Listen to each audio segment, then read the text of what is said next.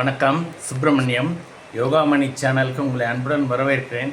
இன்றைக்கி சமையல் குறிப்பில் நம்ம பார்க்க போகிறது அவல் உப்மா எப்படி செய்கிறதுன்னு பார்க்கலாம் வாங்க. அன்பு வணக்கம். திருமதி சுப்பிரமணியம். இன்றைக்கி டின்னருக்கு அவல் உப்மா செய்யலான்ட்டு எடுத்து வச்சுருக்கிறேன்.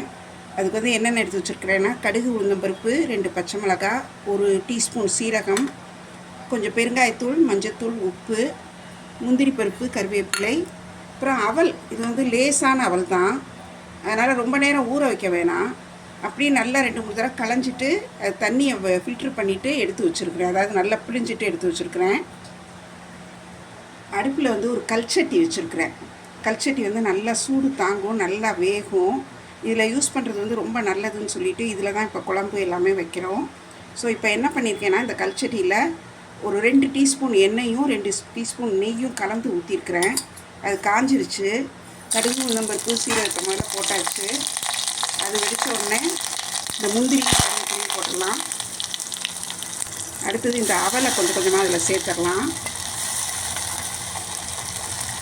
அவல் நீங்கள் கெட்டி அவல் யூஸ் பண்ணுறதா இருந்தால் நல்லா கொஞ்சம் நேரம் ஒரு 10 or 15 மினிட்ஸ் நல்லா சோக் பண்ணி வச்சுட்டு அது கொஞ்சம் சாஃப்டானதுக்கப்புறம் பிழிஞ்சு யூஸ் பண்ணுங்கள். இந்த மாதிரி லேஸ் அவல்னால் நமக்கு ரொம்ப நேரம் ஊற வைக்கணுங்கிறது இல்லை.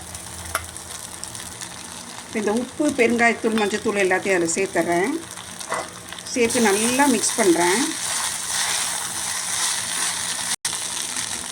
இதிலே சில வேரியேஷன்ஸ் இருக்குது. ஜஸ்ட் இன் கேஸ் உங்களுக்கு விரதம் எதுவும் இல்லைன்னா வெங்காயம் தாராளமாக வதக்கி சேர்க்கலாம். முந்திரி பருப்பு அவைலபிளாக இல்லைன்னா கடலைப்பருப்பு தாளிக்கலாம், நிலக்கடலை பருப்பு தாளிக்கலாம். அதே மாதிரி சில விரதத்துக்கு கடுகு, உளுந்து பருப்பு சேர்க்க மாட்டாங்க. அதுக்கு நீங்கள் சீரகம் மட்டும் தாளிக்கலாம்.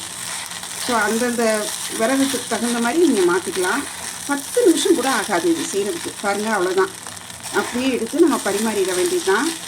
இப்போ இது கொஞ்சம் நல்லா சேர்ந்துருச்சு. உப்பு, அந்த பெருங்காயம் எல்லாம் நல்லா சேர்ந்துருச்சு. இப்போ எடுத்து நம்ம பரிமாறிக்கலாம். சுவையான அவல் உப்புமா நிமிஷத்தில் தயாராகிடுச்சு. ரொம்ப சீக்கிரம் தயாராகிடும். நல்லா டேஸ்டியாகவும் இருக்கும், ஃபில்லிங்காகவும் இருக்கும். செய்து பாருங்கள். செய்கிறது ரொம்ப சுலபம். இந்த வீடியோவை லைக் பண்ணுங்கள், ஷேர் பண்ணுங்கள், எங்கள் யோகாமணி சேனலுக்கு சப்ஸ்கிரைப் பண்ணுங்கள். நன்றி, வணக்கம்.